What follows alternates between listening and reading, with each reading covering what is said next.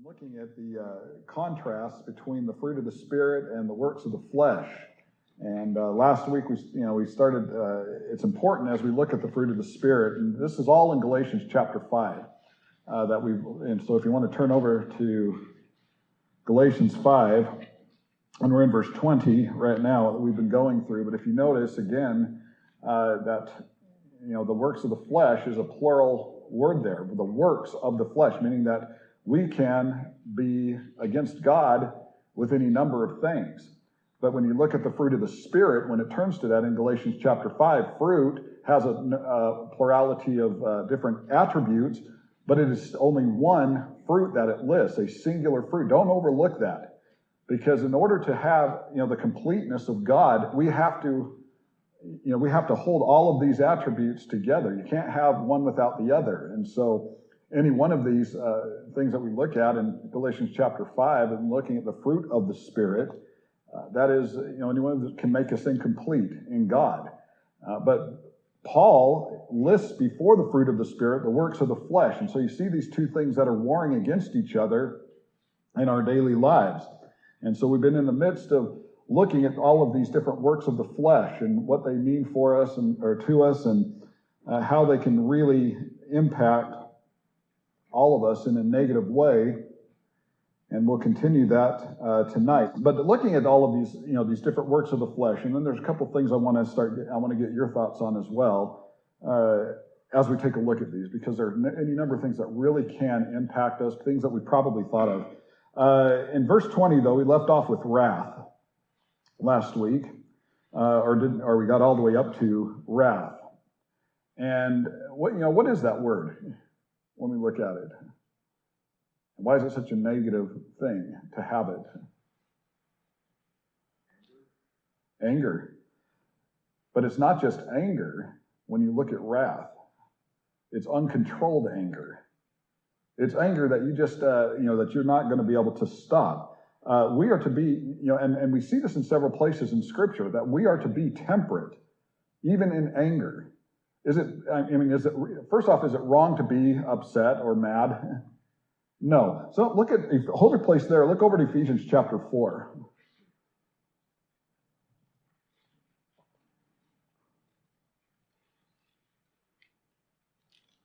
And when someone gets there, if you want to read Ephesians 4:26.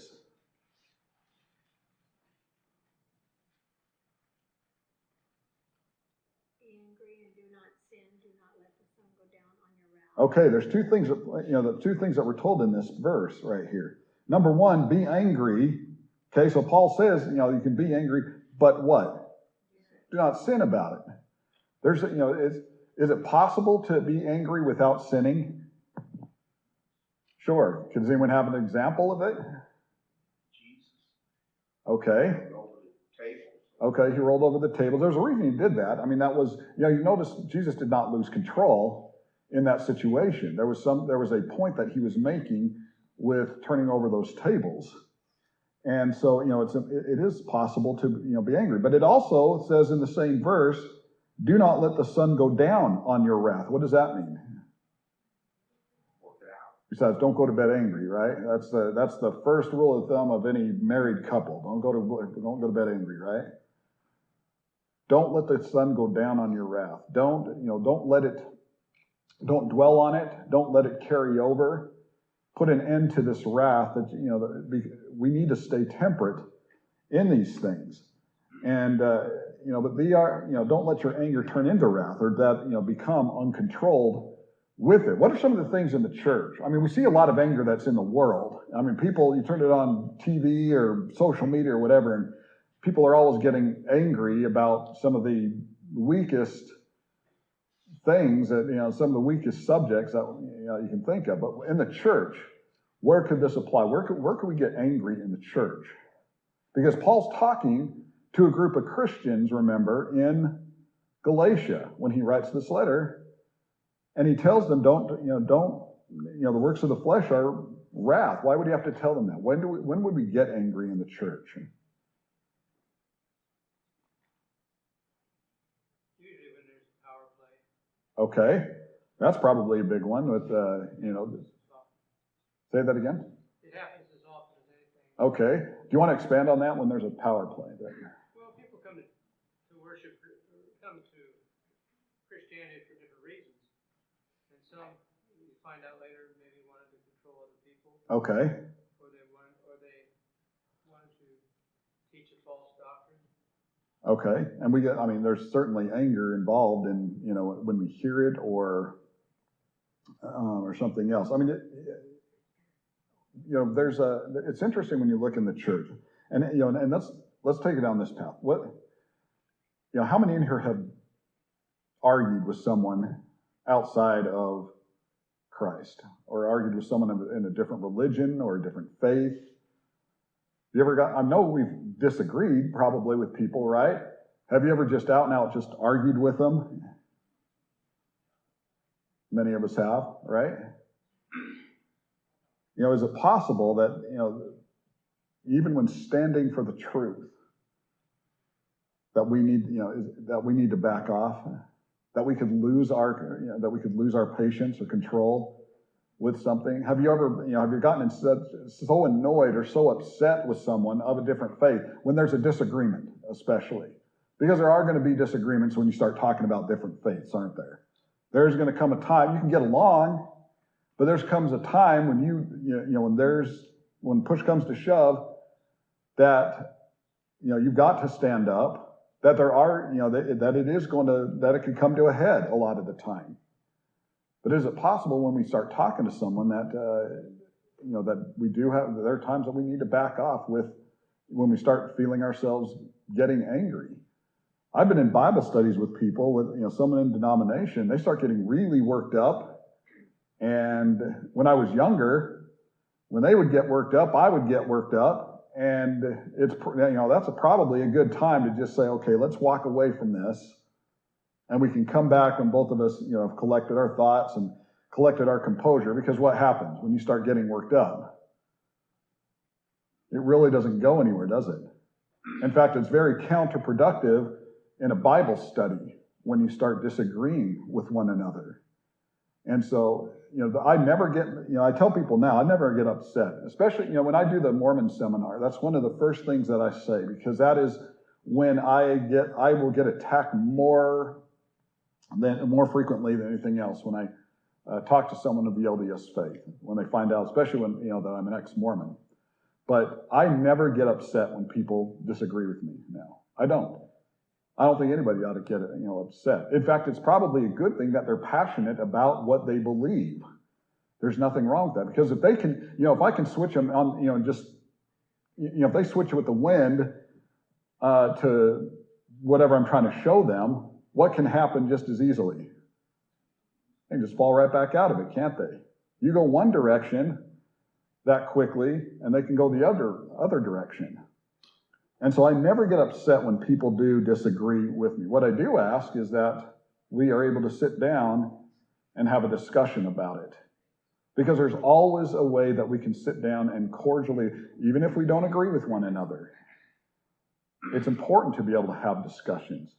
We need to have these conversations. There are things in the religious world that we need to be able to sit down and look at what the Bible has to say, keeping the Bible as the authority.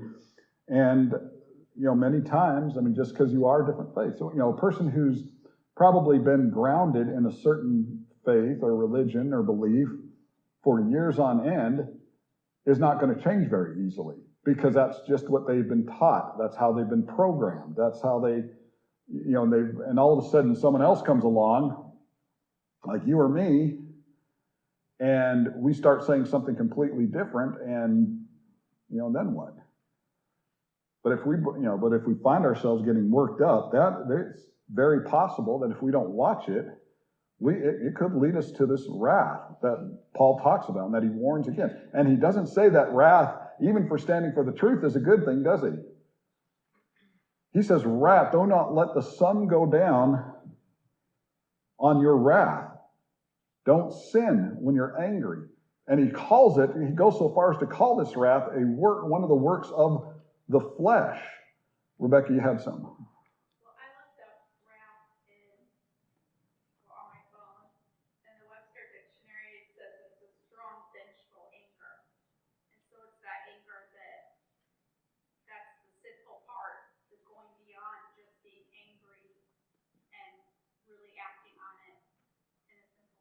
Absolutely. That can definitely lead to that. I mean, you get angry and you don't control it or you don't talk it out, and you think of what is happening, and then you bring it into the church.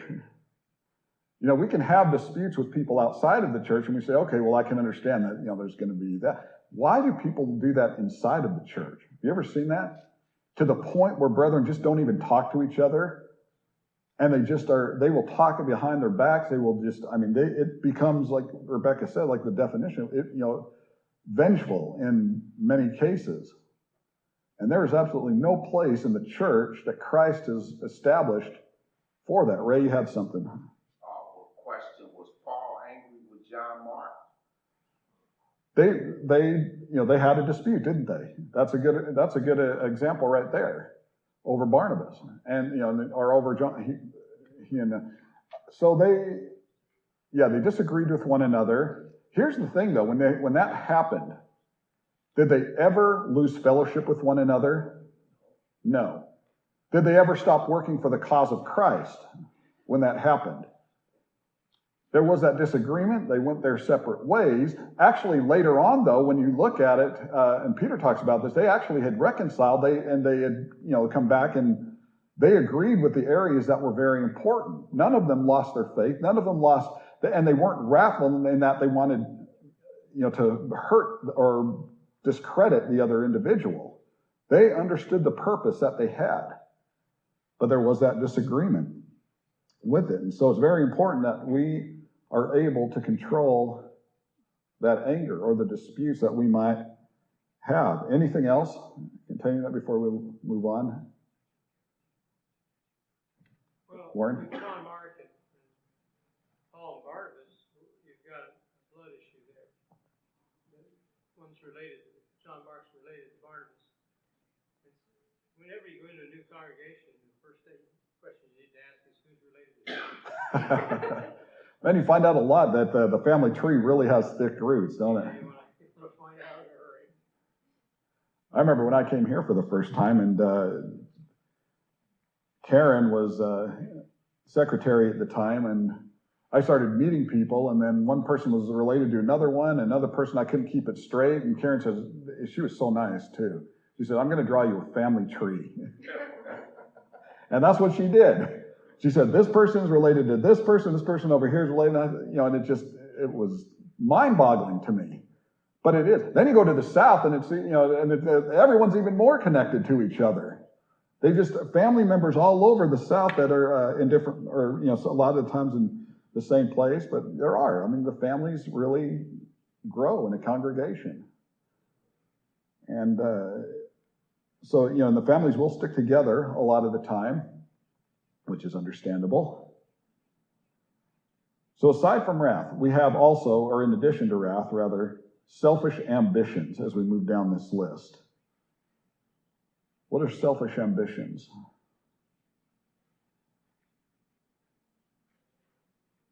That one's pretty self-explanatory, but we can probably add some things to this. What is selfish ambition?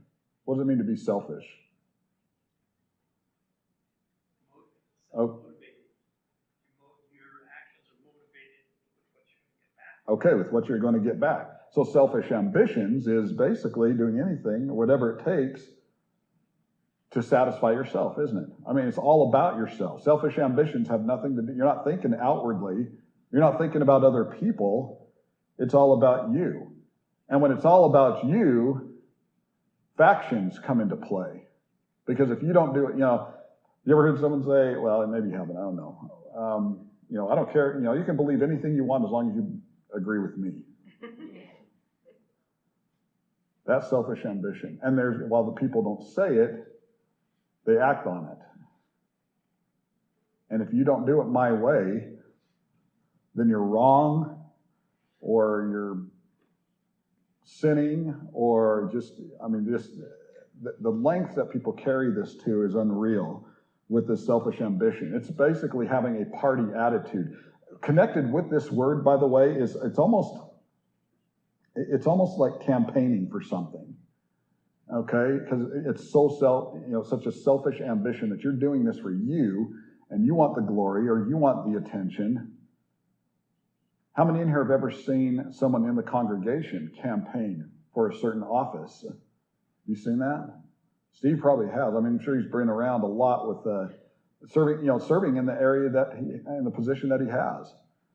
I've known men that have campaigned. It's all, and you can call it that, to be an elder, to be a deacon, to want some kind of role that they see as a prominent role within the congregation, thinking, if I have this, then I'm going to have some control, or I'm going to bring people to my side. And it really gets, it gets cutthroat with the way that you see that sometimes. It's really tough when you know somebody and you've known them for a long time, and every time they do something, like you're going, what's the ulterior motive here? You know, because you know that he's doing this for a reason, and that was miserable. And how sad is that you have to even put trust into question, and wonder why someone is doing that. Because when it is legitimate, after they do that, you still don't trust them. There's a trust issue that's there. But I've seen men that are they've campaigned for it. They try to get people on their side. Preachers I've seen do that same thing. They come in and it's like they try to act like an elder, and they have no right to do it. But they will campaign. They will try to get the elders on their side. They try to get other people on their side. Or the preacher gets upset at an elder, and they know that they can't. They don't have more authority than an elder in a congregation. Scripturally, they have. There's no preacher has authority. They have influence, and they try to use, or they misuse that influence to try to get at an elder, or to try to get at one of the other members in a congregation. That's selfish ambition right there. Anytime we don't put the church in front of us, it is a selfish motivation. Yes. We might not know someone's motivation, and it might be hard for people to see this in others, but we can see it in ourselves. We've been talking a lot about men with this issue, but there's a lot of women that will take on tasks just so that they can have their name mentioned in the announcements and be thanked publicly too. I mean, it's not a gender-specific issue; it's a prideful issue. It is, and you're right. I mean, it doesn't just happen with men; it does happen with women. I know a preacher that actually was just hired on at a not just recently, but he was hired on at a congregation, and evidently there was a group of women that didn't like how he started doing things, and they kept trying to control, and the elders wouldn't do anything. And the preacher, after probably within a month or two, went to the elders and he said, "I can't work here." And they said, "Well, why not?" And he said, "Because I'm not interested in having women elders in the congregation. That's not how it's to be ran." And it's not like, it shouldn't be like that with, women or men. Men should, they're just, they're selfish. There's things that can really tear apart the Lord's body if we don't do things scripturally and we don't act scripturally. And those selfish ambitions are, they are so damaging to the work and the cause of Christ. And so, yeah, you're right. It can happen either way with it. I probably see it more with men than women, because these are people that get in there and they try to just strong arm or muscle their way into different into groups and gaining people to their side. Then he mentions the next with one of the works of the flesh, dissensions. What is dissensions? Or is there, with someone who might have a different translation, there might be a different word that it uses?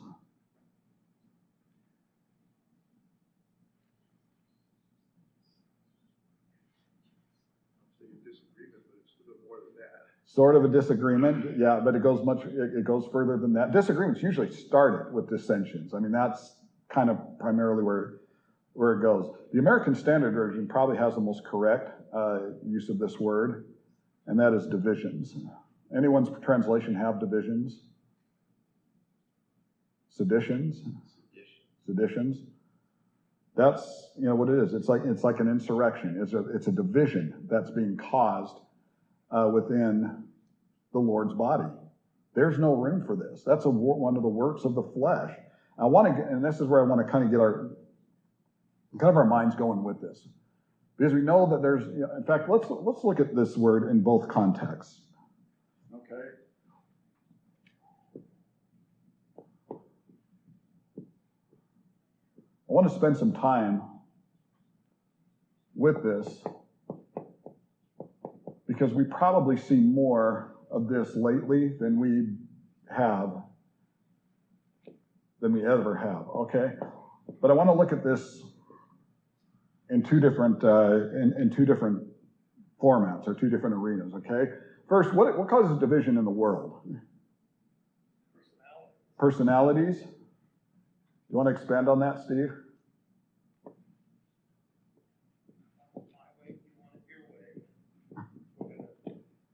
I mean, we have, sometimes we just clash, right? We don't see eye to eye. There are type A personalities. What are type A personalities? I don't know if we have any type A personalities in this. Huh? They're very opinionated. They're controlling. How many have known a type A personality? Well, you know it when you see it. But they are very opinionated. They're very, they like to be in control. They like to, their opinion or what they have to say as being the number one opinion. And a type A personality, to some, it's not, it's easy, you can kind of stomach it. I mean, you can take it. It's not the easiest to get along with, but you can get along with it. You just kind of take it in stride. Then there are other personalities that just absolutely clash against a type A personality. Ones that, those who are much more passive, a type A personality just will probably bug you to no end, and you just don't want to ever be around that person. But there are personalities that that we see in the world, isn't it? Not just in the church, although we have them in the church, but in the world in general, we have a lot of different personalities. What else? What causes division in the world? Okay.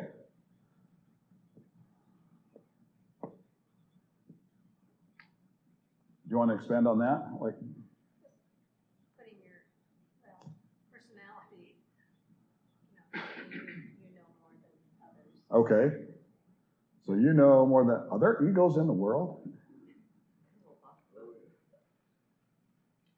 I mean, we know we can probably think of probably half a dozen or even more just off the top of our head of people that we think are just egocentric or just, there's a difference between confidence, isn't there, and just being completely arrogant or ego-driven.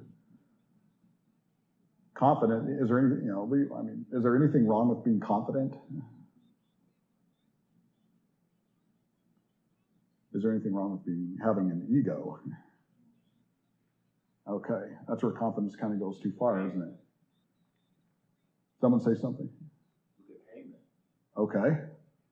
He was, he probably was a little egotistical at first, till he learned his lesson, right? Which is a really intense way to learn the lesson. What else? What causes division? What has caused division that we've seen in the world? Money. What is it? Money. Money. How has that caused division? Everybody wants it. Never satisfied with what they have. And if you have more than me, then there's problems, right? Yeah. Money's been probably been a big one because we probably have different ideas or opinions about money, don't we? I mean, who should have money? Who has a right? We have entitlement that people have worked on with money. That I'm just entitled to have all of this. But then we have people that say, well, if this person has all this money, then everyone else should have this money. And we just, and there's so many different ideas about it. Now, there are some that that do have a legitimate concern or a sincere concern, I guess, about, we should be helping people. Is there anything wrong with that? No, and then you get, then you bring the political part of it in with money and Well, that goes sideways real quick, doesn't it? When you start getting politics involved with money. Okay, so we've got money that divides us. What else? Different goals. Different goals? Can you be more specific with that? What they want to accomplish and how. Okay. How would that cause division?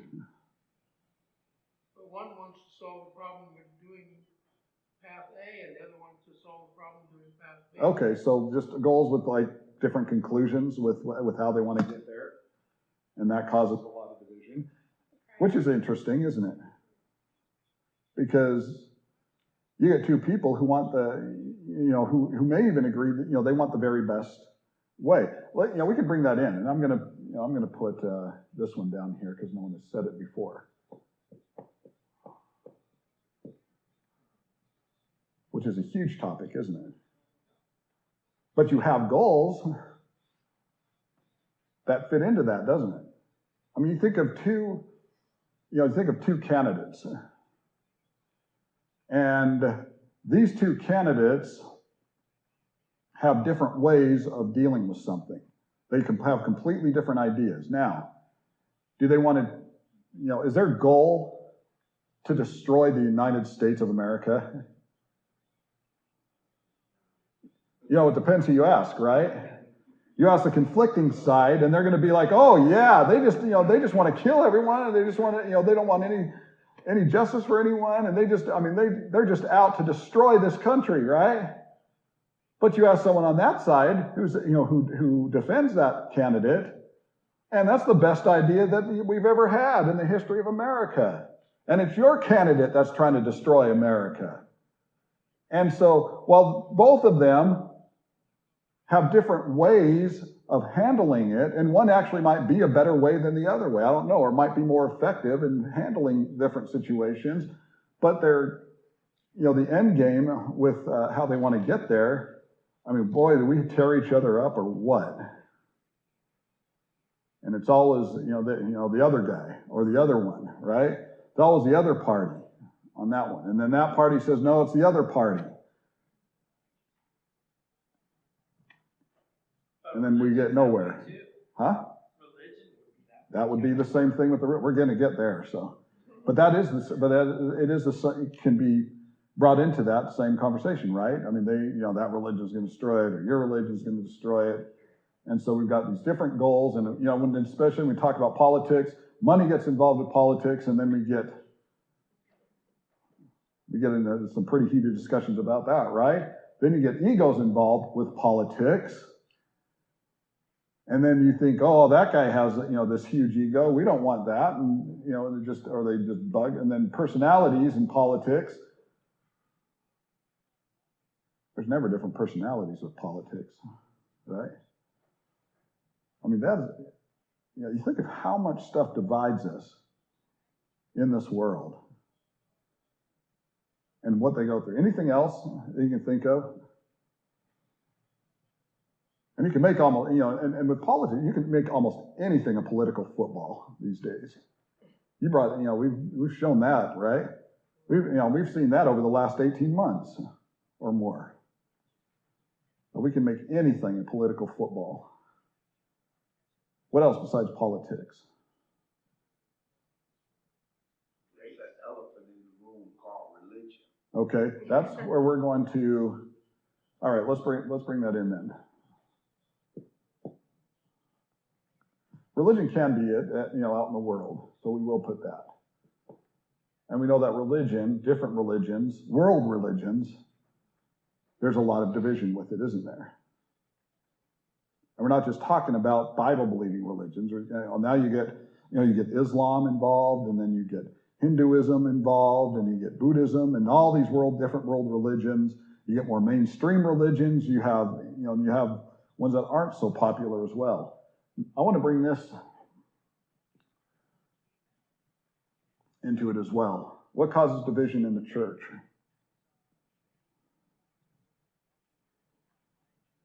Because that's all works of the flesh right there.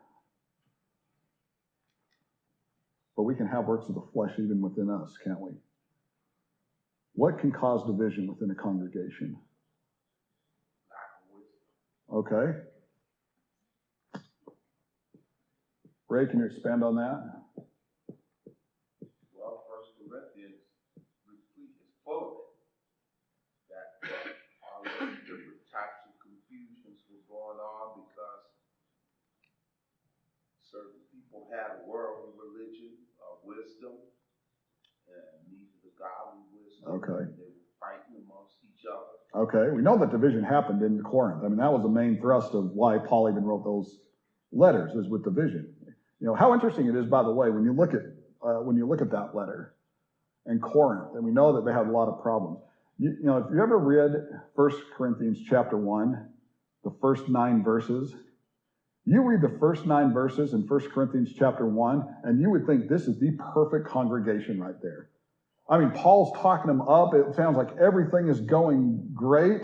And all of a sudden you get to that verse 10, and it says, oh, there's division.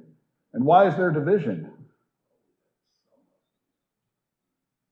What caused the division with Corinth?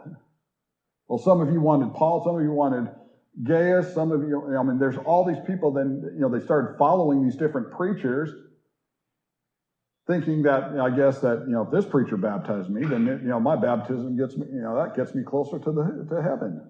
Or that if I follow this guy, he's better than the guy you follow, or your friend. You know, we have our favorite preachers, don't we? How many in here have the preachers they absolutely have loved listening to, you know, on CD or whatever, besides me? I'm kidding. I have my favorite preachers that I love listening to. I mean, they just fire you up, they just get you motivated, and they encourage you, and they do. But is it, you know, following one or the other going to get you any closer to heaven? No. But we saw that division, and so, you know, lack of wisdom, I guess, and, you know, who you follow can definitely be it. What else? Not respecting the elders or preachers. Oh. People making decisions.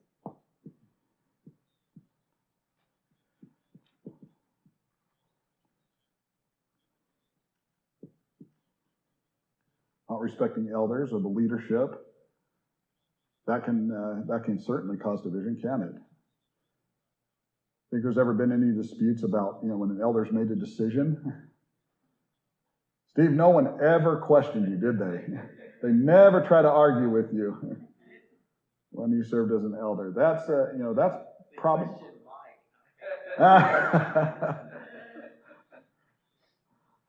Mike remembers those days. Steve, I know, remembers those days. Now he's stepping back into it to get.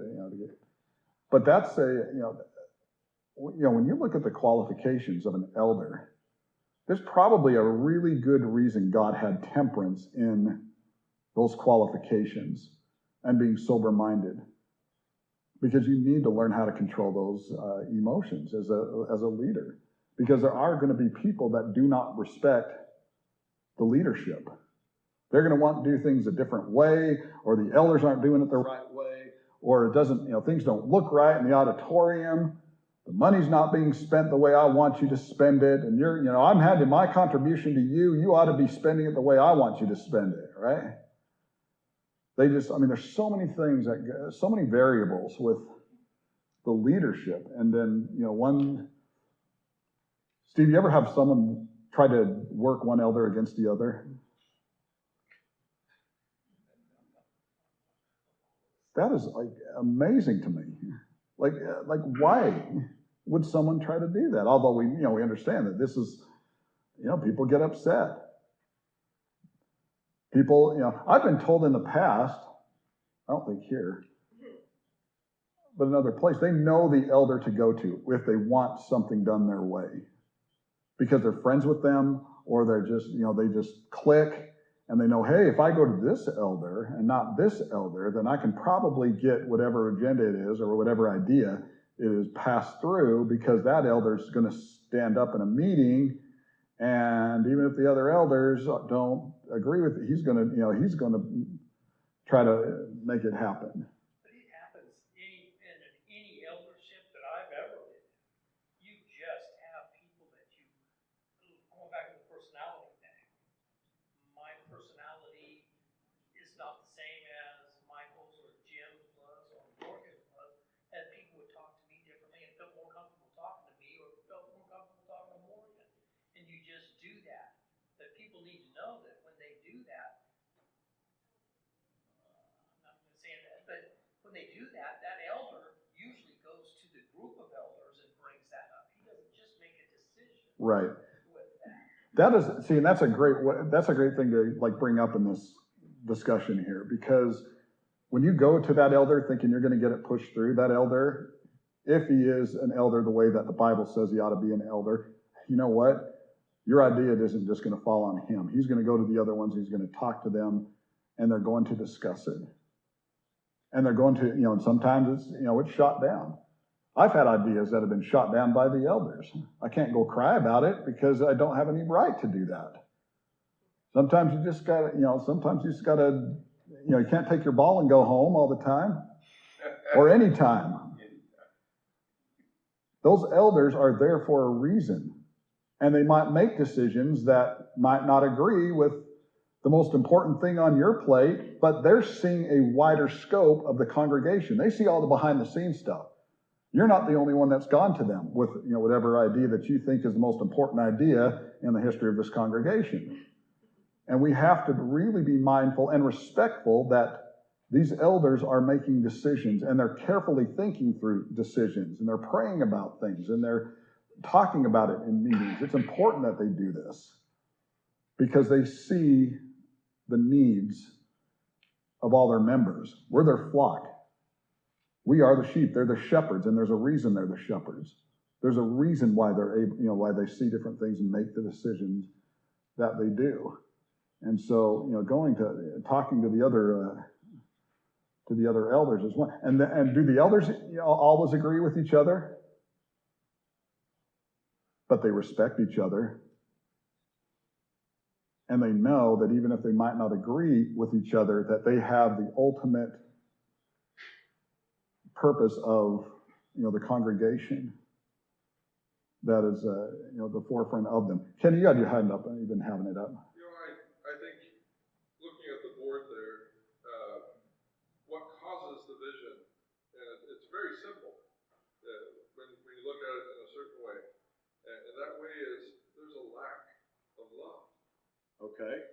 Anytime there is division, it is a lack of love. And when you think about that there's a lack of love, meaning that someone is boasting, their ego, their personality, someone is puffing themselves up, someone is seeking their own agenda, seeking their own, fighting for their own way, whether it be goals, politics, religion, there's a lack of love. And where you have a lack of love, you have a lack of God. Because God is love. Okay. And when you love each other, meaning you don't put your will above everyone else's, when you're not seeking your own way, when you're being kind and thoughtful and all the things that 1 Corinthians 13 tells us that love is, then you can't possibly have division. Well, you look, what's the most important thing that we could do? Love of God, right? What's the second? Love each other. Love each other. You do those and everything kind of falls into place, right? But there are, we do have different personalities. We do have different ways of how we see, how we ought to spend our money. We are going to have different goals. We're going to have different politics. And, there's a lot of different politics in a congregation. What do? Just try to shame the person that doesn't agree with me? No, then we can get along, can't we? There are going to be differences sometimes that we see in the world, people that we differ regarding religion. What do? Just try to shame them? How are we ever going to reach someone for Christ if we just keep shaming people and not sitting down and having a civil conversation about it, a biblical conversation? Ray, what is it? 5-minute bell rang, by the way, right? I've got some prayer requests I got to get done. Ray, what is it? And then we'll end with this. The big thing that's going on in Galatians was circumcision and not circumcision. Some people believe you had to be circumcised. Okay. Some believe that you didn't. Well, that was the Jews trying to hold the Gentiles to the fire, right? All right, next week we're going to talk about, we'll talk about heresy, and we're going to probably be moving into the next verse, talking about more of these works of the flesh.